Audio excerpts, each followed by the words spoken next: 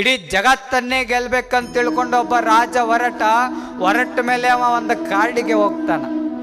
ಕಾಡಿಗೆ ಹೋದ್ಮೇಲೆ ಅಲ್ಲಿ ಒಬ್ಬರು ತಪಸ್ವಿಗಳು ತಪಸ್ ಕುಂತಿರ್ತಾರ. ಅವಾಗ ಆ ರಾಜ ತಪಸ್ವಿಗೆ ಕೇಳ್ತಾನಂತ, ಏನ್ ಕೇಳತಾನಂತಂದ್ರ,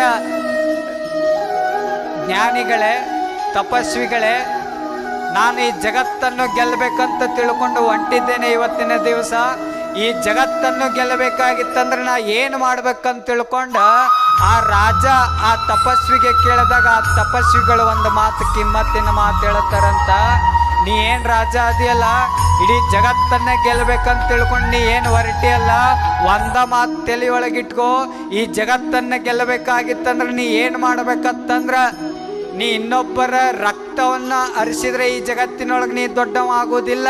ನೀ ಏನು ಹರಿಸ್ಬೇಕಂತಂದ್ರ ಇನ್ನೊಬ್ಬರ ಹತ್ರ ಹೋಗಿ ರಕ್ತ ಹರಿಸಿದ್ರೆ ದೊಡ್ಡವಾಗುವುದಿಲ್ಲ, ಅವ್ರ ಹತ್ರ ಹೋಗಿ ಪ್ರೀತಿ ಹರಿಸು, ಈ ಜಗತ್ತಿನೊಳಗೆ ನೀ ದೊಡ್ಡವಾಗ್ತಿ ಅಂತ ತಪಸ್ವಿಗಳು ಹೇಳಿದ್ರಂತ.